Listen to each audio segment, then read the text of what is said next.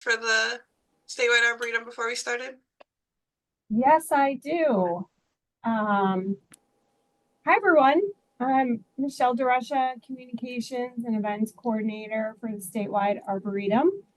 And this is our last plant talk for the season. We've had a bunch. So I just want to thank you all for attending and participating this year. We've had a great turnout and we were really happy to see all of you here.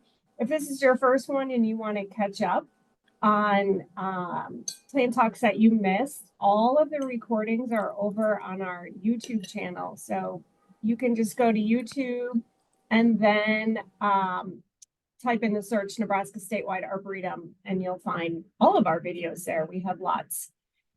For those of you who are new, I like to just give a tiny little spiel at the beginning here. Nebraska Statewide Arboretum is a nonprofit organization, and our mission is to plant Nebraska for healthy people, vibrant communities, and a resilient environment. And we do this all across Nebraska through tree planting, garden making, and environmental education and outreach. And we're also a member organization, which means our work is funded in part from donations from people like you who value sustainable landscaping and native plants and trees. So if you're not already a member of NSA, we would love for you to consider becoming one. And you can find out more about our different membership levels and all of the benefits we offer at our website, which is plantnebraska.org. And we will, oh, Toby is on it. He already put it in the chat. So there's the link. Just want to remind you that our biggest event and fundraiser of the year is coming up at the end of April. It's Spring Affair Plant Sale, April 25th through 27th. It's at Sandhills Global Event Center, which is Lancaster Event Center. It has a new name. Same place, new name. So we hope to see you there for that. We have lots of information on our website about that too. So I'm going to hand it back to Sarah to get started on today's plant talk, which is on waterwise practices for the home landscape. So just want to remind you to keep your microphone muted. We will have time for questions at the end. So you can either, if you have a question, you can either save it for the end or you can kind of put it in the chat. And then we will keep track of those and make sure that Sarah gets them. So here we go. Thanks for being here, everyone, and back to you, Sarah. Okay, thanks, Michelle. All right, for anybody who wasn't at part one, that is Waterwise Landscapes Practices geared more toward the large scale and publicly managed landscape. But based on the audience and your questions, we did talk a lot about waterwise practices just in general, whether you are a home-sized landscape, an acreage, or a public space. So if you have questions about that, check out our YouTube channel and watch that part one. Today, we're going to focus specifically on home landscapes and even more specifically on rain gardens within the home landscape.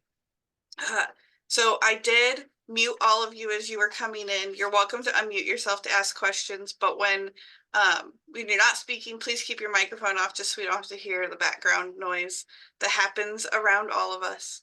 And then let's see, let's share my screen so we can get started.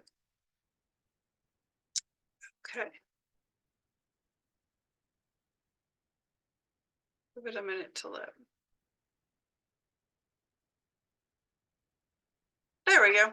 Okay, so Waterwise Landscapes Part 2. We're going to focus on rain gardens. And because everything we talked about in Part 1, are just caring for our lawn in a waterwise way, caring for our garden in a waterwise way. Those aren't specific to large or small scale projects. Those are just practices we can implement in any landscape. But rain gardens change kind of dramatically when we go from the public scale to the home scale. So we're going to focus on what it takes to create and install a rain garden. And just like our first webinar, we have a handy poll we would love it if you would help us with. This webinar or plant talk is coming to us from, let's see, there we go.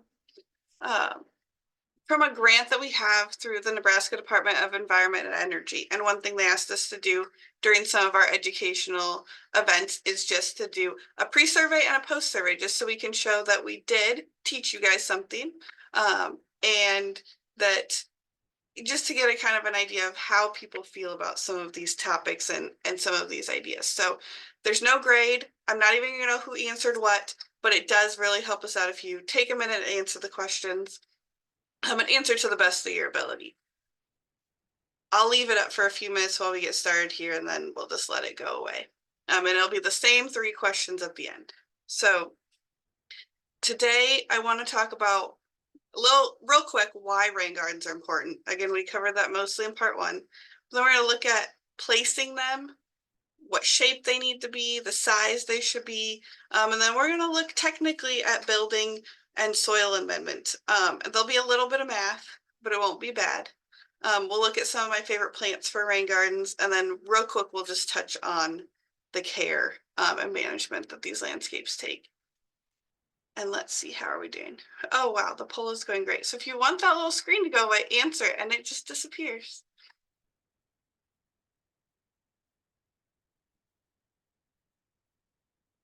Figure out where it's going to let me. Okay. Before I go any further, though, I just want to point out that Nebraska Extension has this really nice rain garden design guide. I used this as a source for creating this PowerPoint, and we're going to touch really high level on some of these topics. But this guide, and I think Hannah might be dropping it in the chat for you, because there's no easy way for me to tell you how to get to it. So if you want to save that link, this guide is extensive, it's comprehensive, and it involves some calculations. So you can plug numbers in and it'll calculate things for you, which I find very helpful. Okay, I'm going to go ahead and end our poll. Thank you to everybody who filled that out.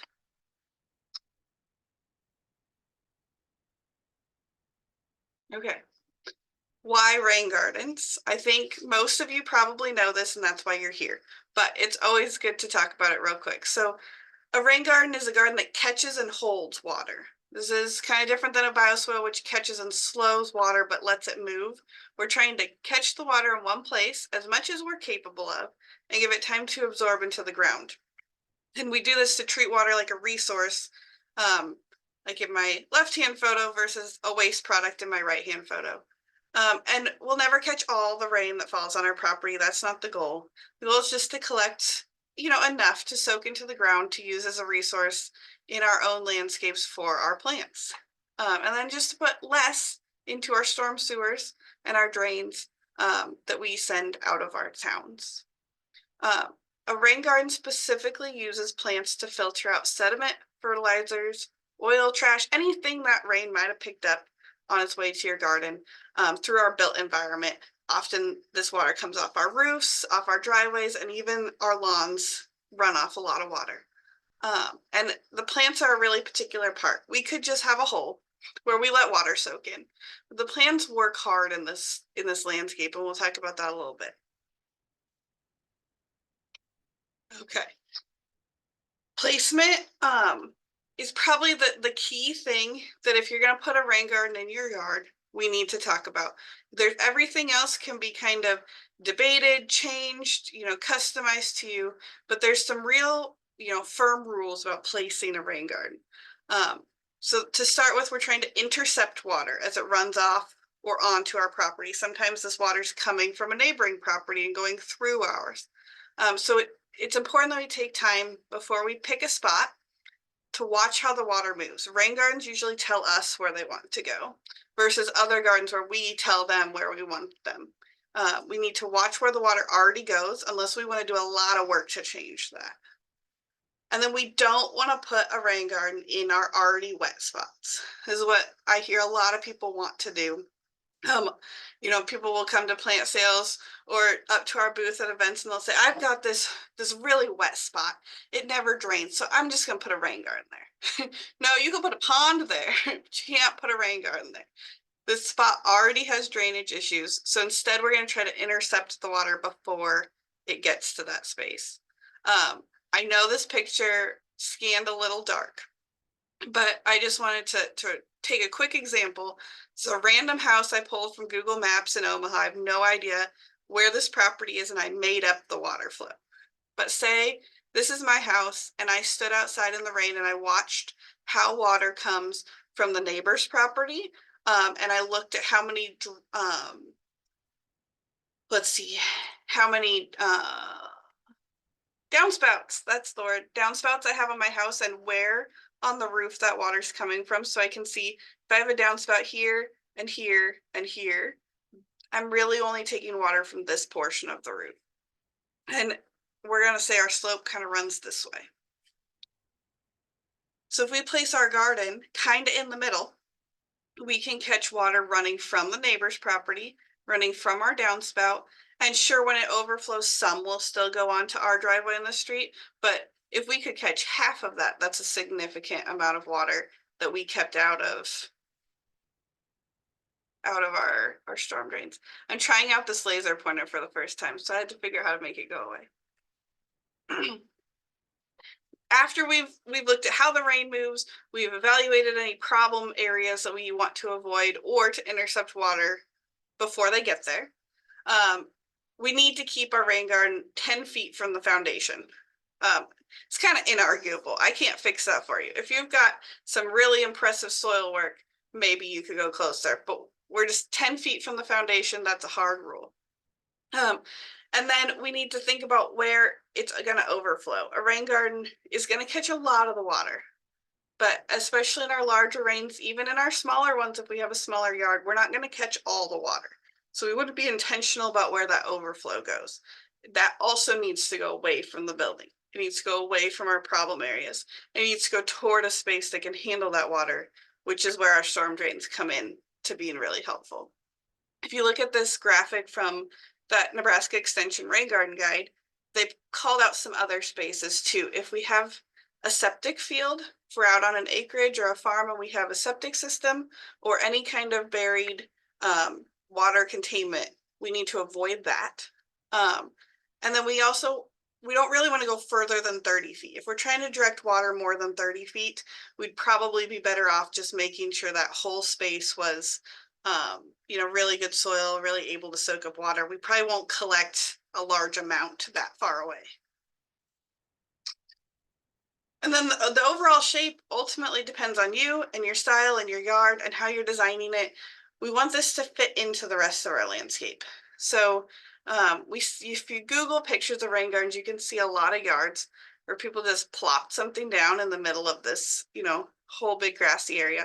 And that's great. We want them to do something. But we can fit it into the rest of our design, to our landscape. We can make it part of everything we do. It doesn't have to be kind of this separate situation. And then, like we have already said, where's the water coming from? Where's it going to go at the end? Size. Most rain gardens fall between 100 and 300 square feet. I've seen smaller, but once you get larger than that, you really need to start thinking about maybe doing multiple gardens that catch, separate that water out, or a rain chain where each section overflows into each other, something just to spread that water out, or we're going to have, too much water to drain in a reasonable amount of time. And then also too much garden to maintain in a reasonable amount of time. We still want this to be a kind of a readable, navigable space. And when we get larger than that in any one garden, in our yards. Now, if you look at some of our project examples on our website, you can see some very large public scale gardens. They cover much more than that. But then we're talking about having, engineered drains and overflows and sediment catches in there. So in the home landscape, we don't really want to go over 300. But it's going to depend on the space we have and the water we want to capture. So we can take two approaches. If you've got a large property or you have plenty of space, you can take the approach of how much water do I have on my property to catch, and design the garden to that. But on a smaller property, like I have, or I'm assuming most of us have, we're going to be limited by space first. So we're going to design the garden to fit in the space, and we're going to be happy with the water that we can catch in there. It's also important to know how quickly the water soaks into the ground. So if we do have, you know, unlimited space, we can design as big as we want to. It's important to know how quickly the water goes into the ground, because that's how big, you know, we need to be. We're going to do a percolation test before we ever start a rain garden. And we need to be okay with the idea that this might tell us we can't put a rain garden here, or we can't put a rain garden in this yard. The percolation test basically shows us that water does soak into the ground and how fast it does. If we can't soak water into the ground in 24 hours, we need to move on to another space.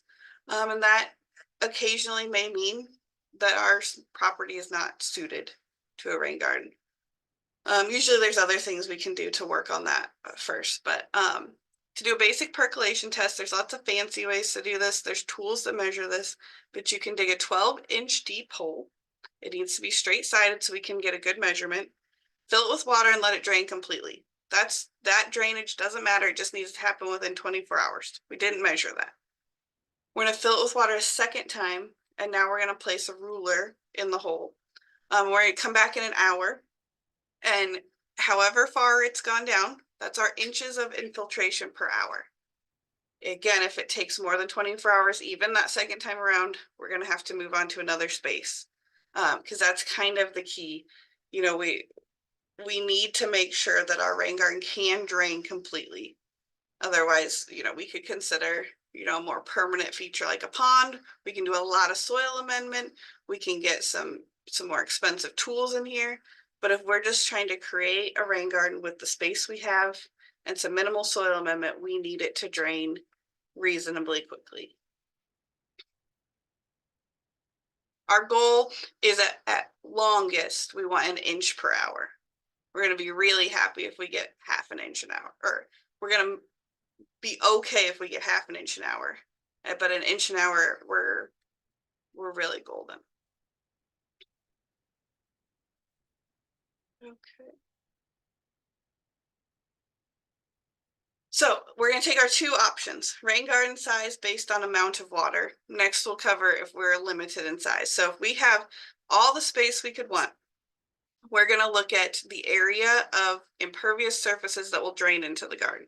So our fully impervious surfaces are our roof, driveways, sidewalks, other pavement. We also look at turf, because compacted turf does run off some water, but it's not complete like a roof. A roof soaks in no water, we hope, or we have problems. So we do consider the turf, but what we really need to calculate is all of our roof and pavement areas. So we've got square footage of our impervious surfaces. And then we look at how deep we want to make the garden, and we call that the ponding depth, is the distance from the lowest portion of the garden to our overflow, where we'll let excess water out. And this is how full can the garden fill up if we get a really heavy rain. So we go back to our percolation test, and if we're getting less than 1/2 inch an hour, if we're closer to, if we're getting less than 1/2 inch an hour, we can't go more than 6 inches deep, or that water will be there too long for our plant material to survive. If we go to soils that drain more than 1/2 inch an hour, closer to 1 inch an hour, we can go deeper, 6 to 12 inches. We don't usually go over 12 inches because we expect that to take about 24 hours to drain. And that's really hard on plant species. There's very few that are going to be okay with that. Too often, you know, once in a while things happen to plants. They're pretty tough. But if we're designing this garden to always take that much rain, it gets really hard on our plant material. So then it's simple, but it's still math. There's an equation to show us how large our garden needs to be. So we're going to look up at Nebraska Extension's rain garden guide chart that shows us really, really roughly a basic average of how much rain happens typically in a rainstorm. I don't know that this is as true now as it was when this was published. I think we're all a little below this now.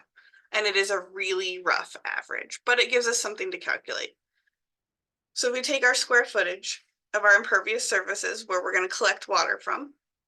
We're going to multiply it by the amount of rain we're going to get at a time.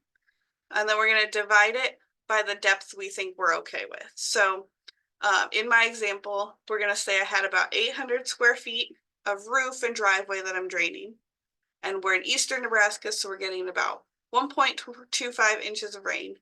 And then I said, based on my percolation rate, it was pretty good. It was over half an inch an hour. We are gonna divide by 8. I'm gonna make my rain garden 8 inches deep. So we're looking at 125 square foot rain garden. And that's pretty okay. I mean, most yards, we can put in 100 square foot, 200 square foot garden and have the space to do that. But this is the flat bottom area. This doesn't include the sides. This needs to be totally flat in the bottom. We don't include the sides in this calculation. So realistically, I'm probably looking at closer to a 200 square foot garden after I gently slope it and shape it and make it pretty. I need a little more space than this.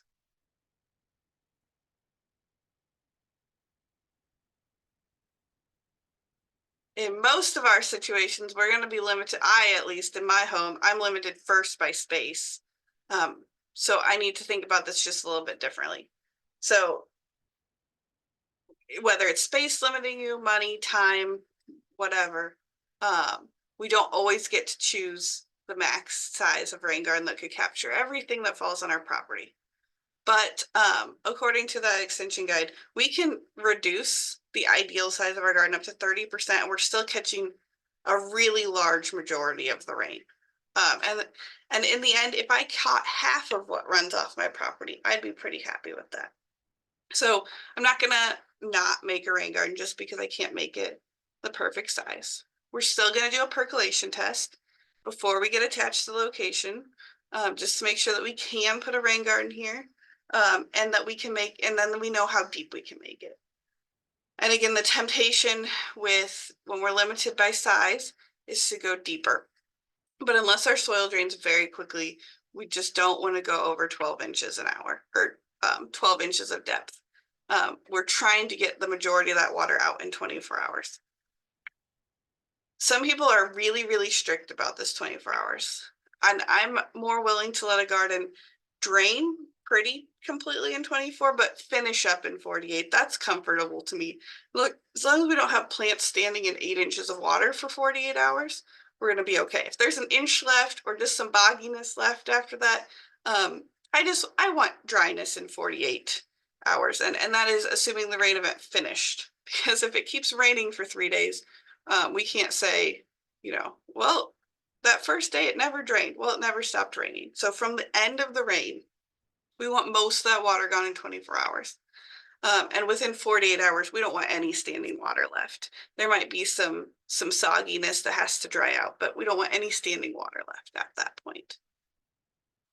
I know that there was a few comments coming in, so I'm just going to pause here quick and see if we had any questions. Oh, thank you, Kathy. I tried very hard to make that math easy. I didn't want to scare everyone away with math over the lunch hour. Michelle, did we have any questions we need to stop for? Okay. Because we're going to move on to actually building this rain garden that we've designed. So we know how deep it can be. We know how wide it needs to be. What does it actually There is look like? one question. I'm sorry, okay. I didn't see it. It was in the Q&A, not in the chat, but that's okay. For the percolation test, does it matter how wide the hole is or just the depth and straight walls? That's a good question. And I tried to Google that and I found no one saying that your hole has to be this wide. I think what's happening is that the wider we make it, we're still increasing the area it can drain into. So as long it's the depth that matters. If we make it wider, we're also increasing where it can drain, if that makes sense. So it works out in the end. But it is important that it's straight-sided and flat on the bottom, because that's where we could skew it if we have, a sloped sided hole. Now we have water spread out at the top. So it's really just key that it's squared off, not how big it is. Okay. Oh, I have a question. If I can just a quick one.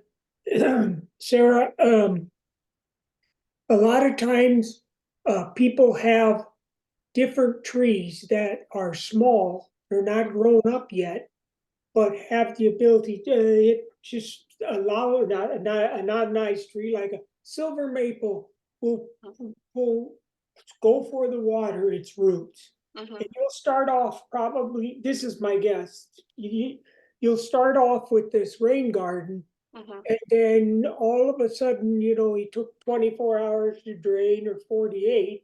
Mhm. Now we got these trees that are growing bigger and they're growing roots under there. So, is there any suggestions on having it how far away from the trees, or that's another obstacle causing you to probably not be able to have your rain water garden? So that's a good question. So, anytime I plant a young tree within a landscape that I'm also helping people design, we don't want to ever put a garden bed right under that tree, right? Because what is right under that tree when it's only 2 inches diameter, it's really different than when it's 12 inches diameter. So we want to give a tree space for any garden. I don't know that I'd create a bed, closer than 5 feet to a tree, but that's just me saying that. You have to look at the space.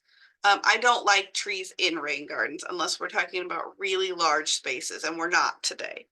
That said, I have a rain garden in my yard that's very close to a mature tree. It's probably 3 feet away from the base of a tree it's done getting much bigger. In fact, it's on its way to its removal point in life. And those roots are extremely helpful because they, like you said, they increase the infiltration so quickly. I was able to actually do an almost 12-inch deep garden here because it drains.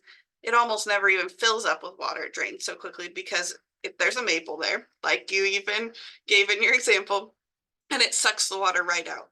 So tree roots are really beneficial in this setting, but we don't ever want to put the garden so close that we didn't give the tree room to mature.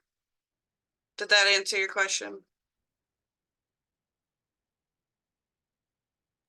Yes. Okay.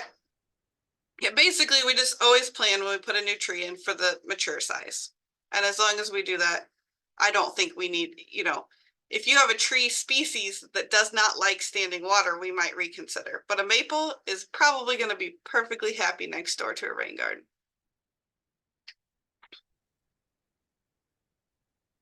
Okay. All right, so as we're excavating this garden, our goal is to create a flat bottomed area, the area that we found in our calculations. So I'm going to open my pointer here, or my pen this time. Let's say that when I came into this space, there was already a hill here. And I'm trying to intercept the water that's flowing down this hill. So I dug out my rain garden. I made sure the flat bottom was the area that I calculated in my calculations. I sloped the sides in, and I made sure I dug 2 to 3 inches deeper than my planned ponding depth, which is right here, so that I have room to amend the soil. And then I used all the soil I dug out here to create this berm edge, because without this soil, we're still going downhill. I'm not catching anything. So I dug out my hole and I piled it up here so that now as the water flows down this hill, instead it goes down into my hole, and it has to fill up to my ponding depth before it can overflow. This is a fun pen. It's really hard to control.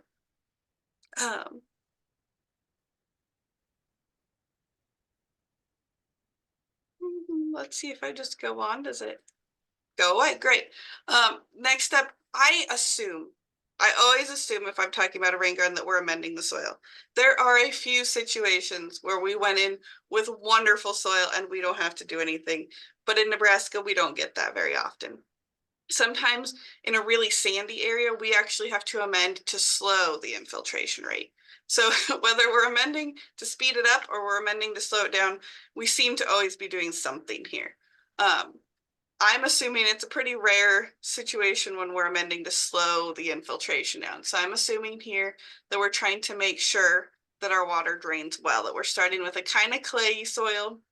And we're going to add compost, topsoil. I like a mix of both. I find just amending with compost in a rain garden doesn't always get me the soil structure that I'm trying for. So I would look at half compost, half topsoil. Some people even include sand. That has to be done a little bit more carefully. And we're not talking about the super fine, nice playground sand or sandbox sand. It's usually a little coarser. And we use that in places where we're really having drainage problems. Usually I do a half compost, half topsoil mix and spread 3 to 4 inches over just the base of the garden, maybe up the sides a little bit, but really whatever you put on the sides is going to settle down to the bottom anyway.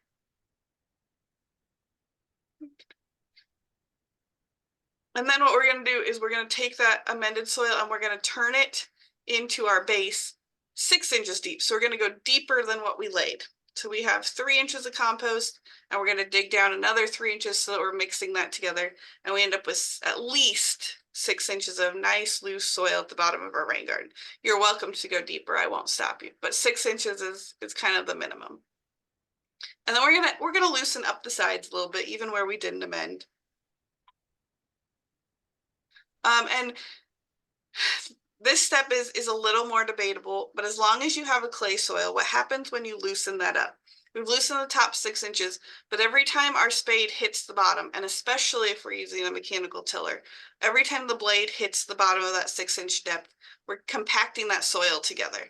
So we end up with a nice loose layer over a slightly compacted layer. We have a change in profile. And that's a spot where water can collect and refuse to go further. Eventually, we'll have plant roots through there, but today we don't. So we're going to dig what we call potholes, whatever you want to call them, post holes, doesn't matter what you call them. We're going to dig holes twice that depth. So whatever we amended our soil, we're going to say 6 inches, we'll go twice that and we'll dig a hole 12 inches deep. And you were looking at like 8 to 12 inches wide, depending on the size of your garden, but at least double the depth that we amended. And you can backfill that. Usually I just loosen the soil I dug out and put it back in. But if you have a really, really clayey problem, you might put in that same amendment mix that you already used. If you have a really well-drained place, if we're hitting closer to 1 inch an hour of percolation, this might not be as necessary. Or if you're in a really sandy soil, this might not be as necessary. But for most of the state, even in our areas with naturally sandy soil, we're working in an urban space where we've amended and removed topsoil from here. So the last thing you want to do is find out that you should have done this a month after finishing the garden. It's just a lot easier to do at this point before there's plants in here. Oh, I do have a picture of filling them back up. So this is what it looks like now. We have, I'll find my little pointer. You know, we have our nice fluffy soil that we amended, but we have a few places where we've broken that change of profile and we've just let the water drop down further. We'll, here in a minute, we'll add plants and we'll rely on the plant roots to also help break that. But it takes them a little time to get down there. When we look at adding plants, the most functioning part of our rain garden, I am most picky about what goes in the bottom. You can find rain garden plant lists a mile long, but in our experience with all of our projects that we've installed through the statewide arboretum, we've learned there's really a pretty select number of plants that work in the bottom of a rain garden. We're asking a lot. We're asking them to handle being covered with 8 to 10 inches of water for up to 12 to 24 hours. That's a lot, especially when we ask them to turn around next week and be in completely dry conditions. So, you know, that's a really specific number of plants that can go from standing water to dry. But then also we want a nice mix of root systems, things that, you know, are going to spread roots laterally, things that are going to spread roots straight down through that profile change like we talked about. And then we're also asking them to get beat up by everything our rain garden catches. So if we're catching sediment, if we're catching trash, if we're catching leaves, we're asking those plants to help hold those against their base. So anything you hear us talk about that doesn't like deep mulch or doesn't like wet feet can't go in a rain garden.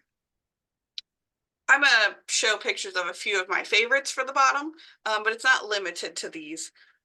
But it's not a long list. I'm just going to be real honest. The bottom of a rain garden is not a long list of plants that meet those conditions. But here's 4 favorites of mine. Swamp milkweed, it's in its name. We also call it showy milkweed just to make it sound prettier. but it works very well and it's got a nice root system. Any of the heleniums work very well. Heliopsis or the false sunflowers, they seem to tolerate just about anything. Baptisia is one of my favorites because of its taproot.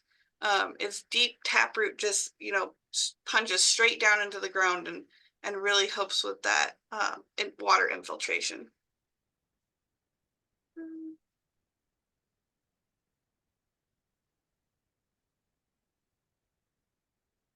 And then sedges. The base of any rain garden should be sedges in my mind. I don't think you can have the best rain garden you can have without them. And when we talk about management here in a little bit, sedges are really going to come up because they do a lot of work for us catching the weed seed that comes into the landscape. And their leaves, especially the fine textured ones, are particularly designed to filter out some of that sediment that we catch in a rain garden. Or if you're running a lot of water over turf and you're collecting any fertilizers, sedges have the ability to catch those and keep them from going into the ground. And they're tolerant of the things that they catch existing in their soil. We're adding kind of some gross things to the bottom of a rain garden when we clean out the water, and sedges are very tolerant of those existing there. So 3 of my favorites are here. We have palm sedge is probably, just one of my top rain garden plants. And I think that all of the other NSA staff on this video are going to tell you the same thing. Because it has the branched leaves, it just adds even more structure for catching things. And it's a spreading plant, so it fills the bottom of that garden. And we'll talk about that a little bit more in management, why that's so important. Sprangle sedge. Sprangle sedge is over here, and then fox sedge. I just love all 3 of those for their they have different leaf textures, and together they make a really nice group of filters for the bottom of a rain garden. Our hardy hibiscus tolerates this setting very well and is funky and cool. And a lot of people don't know that we have hibiscus that survive the winter here. Ironweed, it just seems like it was made for a rain garden. There are a few smaller cultivars if we're talking about, a limited space. Spiderwort works well. Sweet coneflower, rudbeckia. A lot of rudbeckias work really well in a rain garden. The one that I tend to stay away from is the black-eyed Susans because of how quickly they spread with their seeds in particular. And in a rain garden, we already have a lot of seed pressure. We can end up with a whole rain garden of black-eyed Susans really quickly. But the other rudbeckias don't deserve to be put in that category yet. And the sweet coneflower is one of my favorites. We have it out in the backyard farmer rain chain that's right outside our offices. Bee balm is always a good one. You have to be a little bit willing to handle its powdery mildew, especially when you put it in a rain garden situation. It's really hard to have them in the garden without having that, but you can see it a little bit more if we have a damp year in a rain garden. And then liatris, this is the meadow gay feather in particular, but they also have kind of a unique root system with their corms that helps kind of break the soil up and let water soak down through. And then as we go up the edges, we get a little bit more freedom, right? Because we're not in the bowl anymore. We can treat the upper sides and the top edges of a rain garden really just like any native pollinator garden. We're going to choose things same as always based on our sun, soil, and water conditions, but we're not asking them to stand in standing water anymore. We are still asking them to let water flow past them, and they're often the first catch for some of that larger debris and trash that wants to flow into the rain garden. As they should, that's their job. We want them to do that. We want them to keep some of the bigger pieces up on top so that down in the bottom we can catch the smaller sediments and pollutants that get down there. So I really like an aster up at the top. Their habit is kind of really well designed to be able to catch some of that debris and keep it out on the outside of the plant where it's easy for us to come by and pick it up. Same with Carex brevior, Plains oval sedge. It's a very sturdy sedge from the base, and then it flows over. But at the base, you can catch a lot of things that flow up to there and just rake it out without it, getting caught up in between. And it's just a nice first filter. And then because we're up on the top, we can use some of our things that need a little drier, like our blue grama and our little blue stem, some of our penstemons. Some penstemons will do just fine on the bottom as well. Then coreopsis is one that I like up at the top. These are just some favorites because, like I said, on the top, we don't have to be quite as picky. We need to think about what happens when flowing water hits these plants, especially if it's carrying things, but we're not asking these particular plants to stand in standing water anymore. And then I just want to take our little picture that we drew and look at what happens when we put the plants in. So you can see I drew a lot of the things that I showed in the pictures. The one I think I didn't show was goldenrod. I love goldenrod in a rain garden because it does soak up some of that extra water, but it's perfectly fine when it dries out in between. But if we look, we can see all the different types of root systems. They do something different. So with our Baptisia, we punch that taproot straight down and right through what could potentially be, a water catching moment when our soil changes. And then we also fill the space with more fibrous roots that still grow down that deep, but they create more smaller openings. And then it's equally important that we have some roots up, that stay more on the soil surface and keep that loose or held in place. I know I mentioned how the palm sedge kind of grows those lateral rhizomes. That's just as important as the deep roots because those surface roots are holding our soil in place. As our water might be running through here, it could get to moving pretty quickly. We want to manage our slope so we don't have too fast of water, but that is moving water. And so those surface roots do help hold that soil in place. But what I really want to compare to is I left some turf up here on the outsides of my rain garden. And that's a pretty decent ratio of how far our turf roots reach down into the soil compared to our native plants. Our turf roots are not helping with infiltration. And we've talked about even sometimes poorly cared for turf or even over cared for turf if we're riding lawnmowers across it frequently and walking on it all the time. It's not soaking in very much water at all. It can be it's not quite, but it can be almost as impervious as a built surface if we don't care for that turf and aerate and things because the roots aren't going to do it for us. And so it's nice to see that comparison difference of what happens. Anytime a plant root grows down, water can follow that root, but also plants only hold on to so many of their roots each year. Some of these fibrous roots die each winter and regrow. They keep many, but some of the fibrous roots die, and everywhere that happens, that dead root composts and leaves a nice aerated hole for water to drain through, which just helps even more. Now let me take a look what happens when the water comes in. So we've got water flowing in, we're full. We haven't exceeded our ponding depth yet. So we're still holding all the water that comes in. We're soaking it in with our plant roots. But even when we pass that, it keeps raining. So we really, really hope it will do this spring. I hope it rains enough that our rain gardens overflow. That's a good thing. Even when it overflows, we're still soaking a lot of this water in during the rain event and after whatever is held here is going to soak in. So I do hear people talk about how, a rain garden shouldn't let anything out, and it should. Every rain garden has its limit, and what flows out, flows out. We direct it where we want it to go. But we celebrate this water that we collected and that we soaked into the ground. And I thought about not including this since we talked about it a lot in part 1, but rain gardens are working gardens. This is something you built in your yard to do a job. This is not your hands off. This is not your low maintenance. This is not your easy care landscape. We're asking this landscape to catch water every time it rains. And with that water comes sediment, comes pollutants, and comes trash.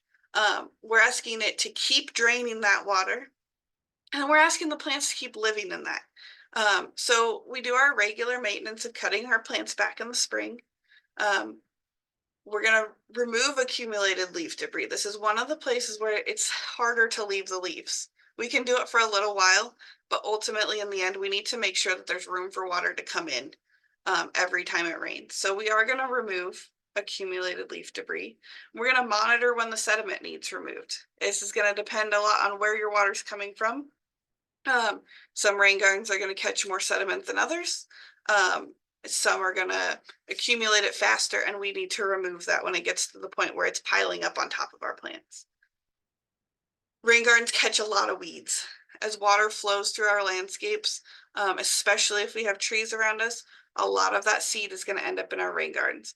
And we need to understand that. If we think that a rain garden is going to follow our usual pattern, if once we get rid of the seed bank, once we get the ground covered, we won't have too many weeds. There's always going to be some weeds in a rain garden, and woody, volunteer woody species are some of the hardest and most frequent.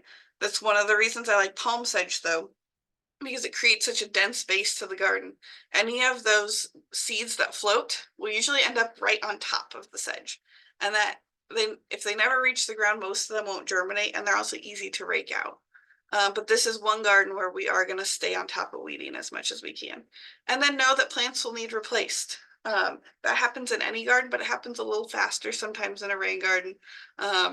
We picked the wrong species for the bottom, or we didn't get the pile of leaves removed off this plant fast enough. It happens, and we will need to replace some plants. And then they'll just age as well. They're going to work hard in this garden.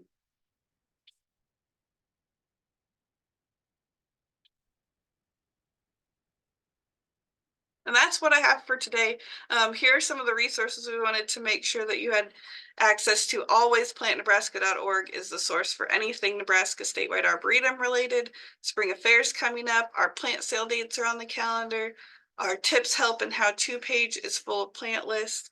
The Canopy blog, if you're not following that, you should check it out.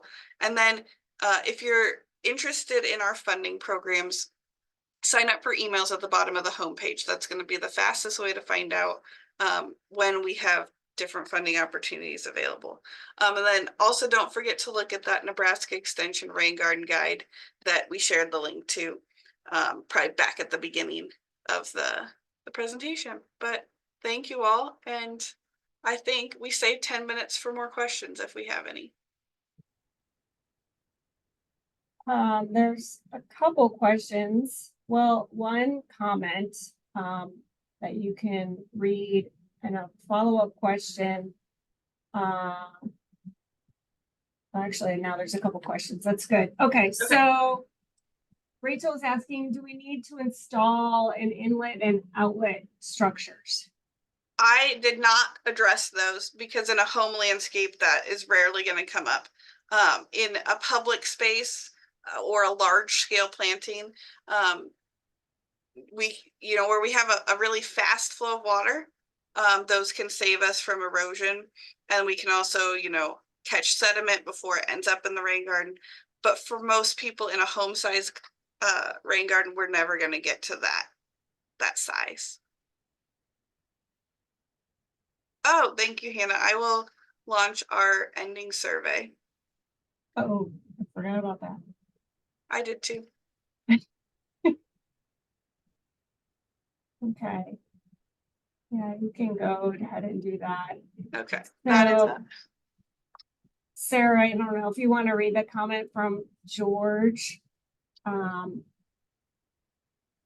don't know enough about plants to even know what he's talking about. I cannot even pronounce that plant. So you're on your own for that one. It's about rooting habit, but I don't think that plant is in Nebraska because this is from a Florida study, I think.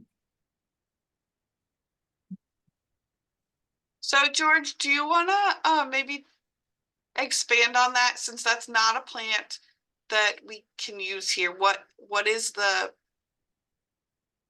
do you need us to know from this, or is there a question here?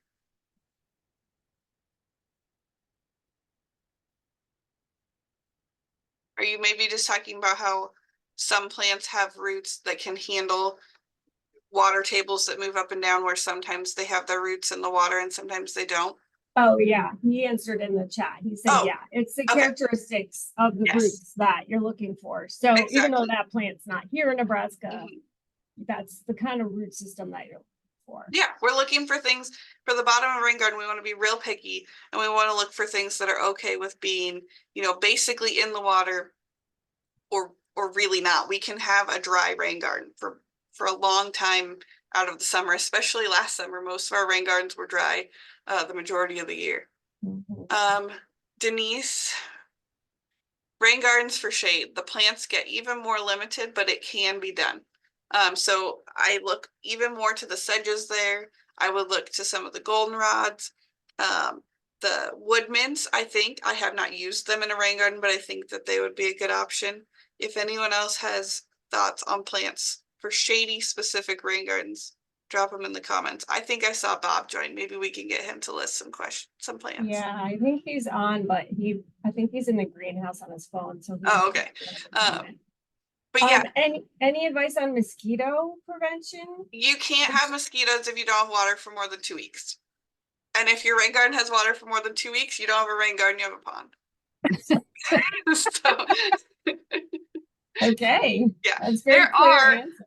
I did learn there's one species, last summer I learned this, there's a species of mosquito, luckily belongs only on the West Coast, that can, lay eggs in just damp spaces. But for our mosquitoes here, they need standing water and undisturbed standing water. So if you have standing water that long, you might see a guy about a pond instead of a rain garden. But your rain garden should not have mosquitoes. How do you know when sediment needs to be removed? When you start to, usually you'll see you've got your sedges in the bottom, and you start to see that the sides of them are gray and you can't even see the base of the plant. Let's get some sediment out of there. Most of the species we chose are going to handle some accumulation over time. But when we start to get more than an inch or two of sediment collected in our rain garden, we need to look at, can the plant species here handle that? And if not, let's get it out. Again, home landscapes that flow mostly over grass, we're going to have less sediment buildup than in a public space where we're collecting water completely off a parking lot. We can end up removing sediment a couple times a year. But at home, I don't think I've done it more than I don't think I've ever done it more than 2 years. Can you mulch a rain garden, or should you? Yeah. I didn't talk about establishing, and we should have. We establish it really similar to any other garden, and mulch is pretty key there. The difference in a rain garden is we have to know that that mulch will float and it will become debris just like anything else we put in the rain garden. So I treat a rain garden even more, if we treat a pollinator garden like mulch is temporary for the establishment of the plants, we need to treat a rain garden even more like that. Mulch is there to keep the soil moist while we're establishing our plants for the first year or two. And then we're going to try to phase it out because it's going to become more unhelpful to us than helpful. I do keep it up on the edges though. And I usually, just to add a point to establishment that we didn't talk about, if you planted a rain garden and next week you see we're getting 2 inches of rain, it's a really good idea to divert water around that for at least a couple months while our plant's established. And that'll also let your mulch kind of compact and settle down. Mulch eventually kind of weaves itself together, but fresh mulch gets pretty floaty sometimes. If I can ask a question. Yes. You showed your rain garden on a slope. Mm-hmm. And showed that you dug up the dirt and used it to put on another one and build it up. And then you had your flowers in the actual indentation where your water sits. Do you plant anything where you've loosened all of this dirt? Say you do that, and then you have an unusually wet. I mean, it could be. I mean, the way things are crazy anymore. I've seen 3, 4, 5 inches of rain in a day.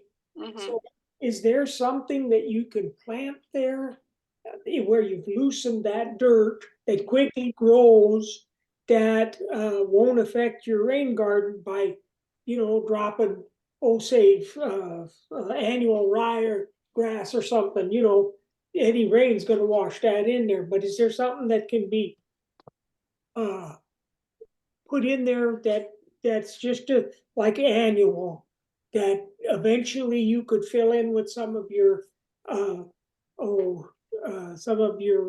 sedge grasses and that you mentioned. So yes, good question. I talked about it, but I didn't draw it, which isn't very helpful, is it? I made those drawings kind of quick and I didn't complete it into the landscape.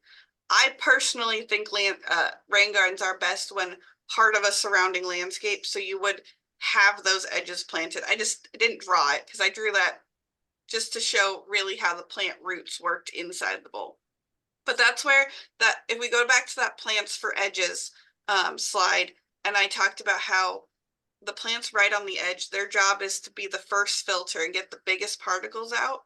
On the other end, as water overflows, a 5-inch rain is going to overflow almost everyone's rain garden, and pretty heavily. So those plants on the overflow side, they become really important erosion control. And so again, those same species where we have sedges and little blue stems and some of our asters, things with those nice fibrous roots, they can hold that soil in place, because when in some of our extreme rains, we can get that water flowing pretty good, and we don't want that edge to erode. So that was a very good question.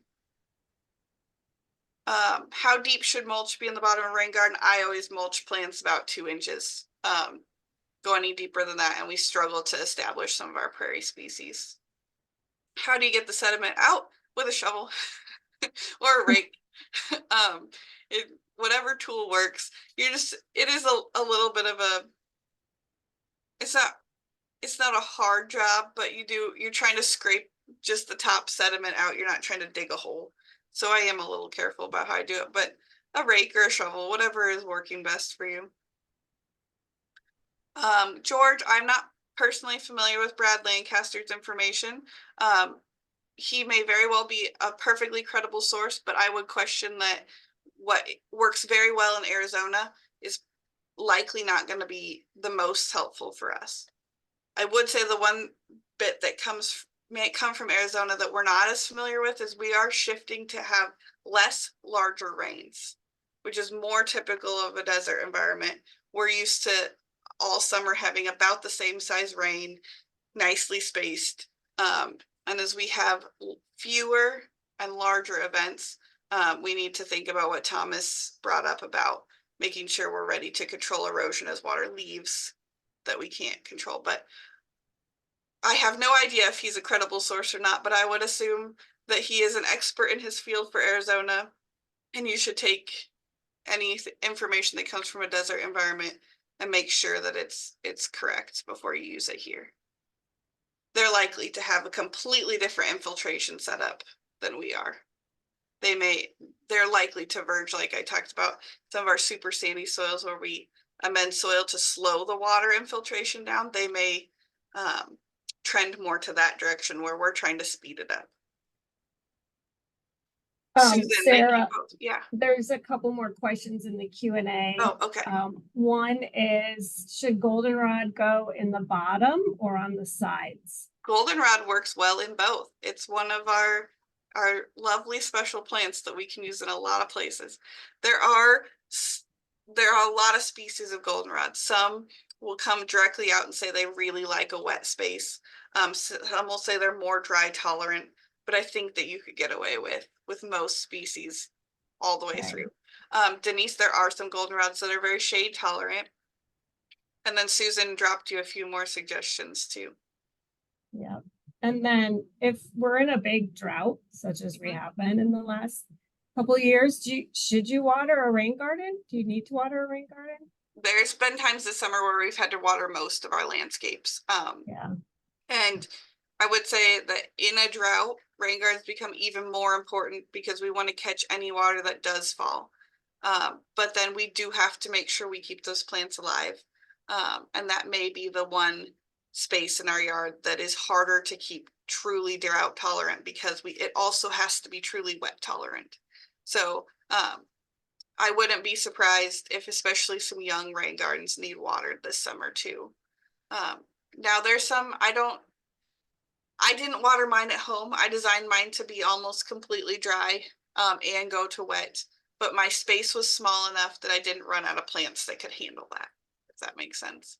It depends on the plant choices. That was a really long way to say it depends on the plants that you chose, but I would find it likely that people are gonna have to. Oh, see, then I didn't mean to, I butt in, I didn't mean to. You were talking about plants. Yeah, I talked to, I'm pretty good friends with Heather at Great Plains. I talked to, I believe her name is Kay at Prairie Regency there. Up in western Nebraska. mhm. And they told me that the genetics, you should buy your plants here locally where the genetics have been fighting this already. And, you could get some good deals. Mine from Minnesota, Wisconsin on the plants. But like the man was talking about Arizona plants, uh, we have a specific environment that according to them, that the same plant that grows in Texas or somewhere else that grows here, the genetics are actually different. It wouldn't survive in Texas, and Texas would not probably survive here. So it's probably best, I think, from them to buy locally here. If I'm right on that, I just mention it. Mhm. Yes.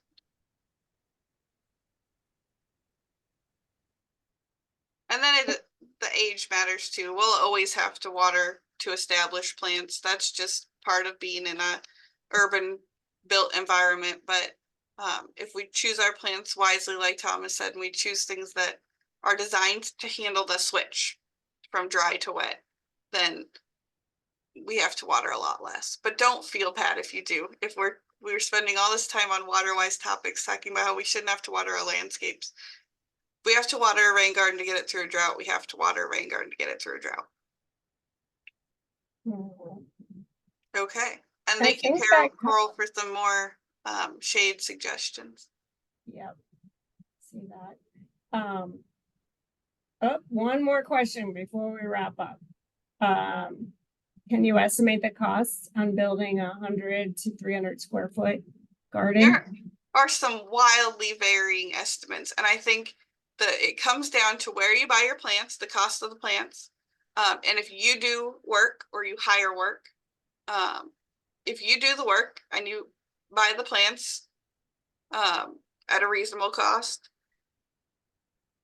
I would imagine that you can do this for $250, $300. The soil amendment's probably going to be the hardest thing to control. But when we talk about digging holes like this, a lot of people want to hire some work, or we talk about bigger spaces, people want to hire some help. And if we plant larger plants or we go for some more expensive species, that cost goes up. I saw some quotes in the multiple thousand range, and I just really don't think you should have to get quite that high. But it all depends on how you approach the job, I think. I'm sorry, Rachel, that's not a very helpful answer. It's not cost-wise very different from establishing any other garden except for that soil amendment. Mhm. Showcase in the Arboretum or public gardens. George, where are you at? What part of the state are you in? In the Lincoln Omaha area, one of our showcases that we've pointed out in Lincoln a lot is Aldersgate Gardens.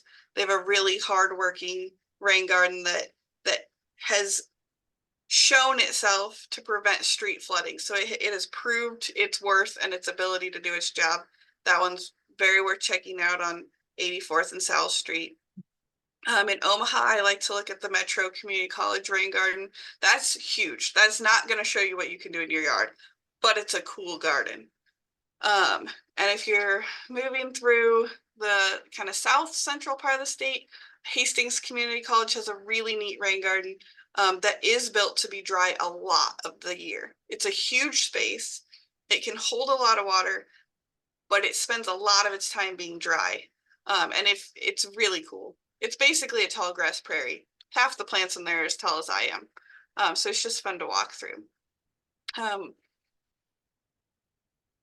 Omaha in Chalco Hills. There's one at the UNL Extension office. Thank you, Jennifer. And then if you're all the way out west in Gehring, we just helped put one in at the Gehring Evergreen House by the baseball field that takes water off of the greenhouse roof. And that is a good example of one where you will almost never see that fill up. I stood in the rain for half an hour waiting for that thing to fill up so I could take a picture. But with that sandy soil, they're doing more to try to slow and hold the water in that place, so that it can be used by the plants before it just completely percolates into the soil. Anyone else have some ideas? There was one we worked in for years at Chadron State College, up on top of the hill by there was some event space. I don't know what the building was called. And that was an interesting study in how rain garden can be dry for a large portion of the year, but still handle water.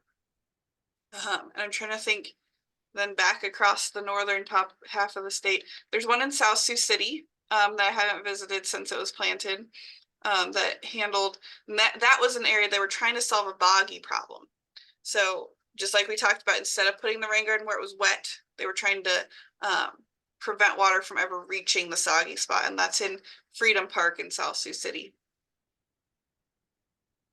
Sarah, is the Backer Farmer Garden right out here? Oh, the one outside our door is really a good one to look at. I'm like, that looks like a rain garden to me, Yeah. but I don't know. There's many on East Campus, actually. There's the Backyard Farmer Garden's a good example of a rain chain, where there's 3 basins that each hold a certain amount of water. And Denise, they go from sunny to shady. So that's a really nice one to look at. And then by the new veterinary science diagnostics building, they've also got a chain of, that's definitely more of an engineered working space. There's drains and overflows and sediment basins in there, but it's a really neat space to see how they moved the water. That is a really large roof that they're draining water off of, and their parking lot, and capturing it all in that bioswale area. Cool. That was a lot. I didn't think there'd be that many when I started listing them. Thanks for that question. No. All right. Okay, I think we're good. Are you good, Sarah? I'm good. All right. Well, thanks everyone. Glad you could be here. Thanks for supporting our work and our plant talks through the season. We will get this buttoned up and sent out in an email and put up on our YouTube site, our YouTube channel, in case you want to go back and refer to some of those slides, and there's tons of great information there. So thanks very much for being here. We appreciate you. Bye.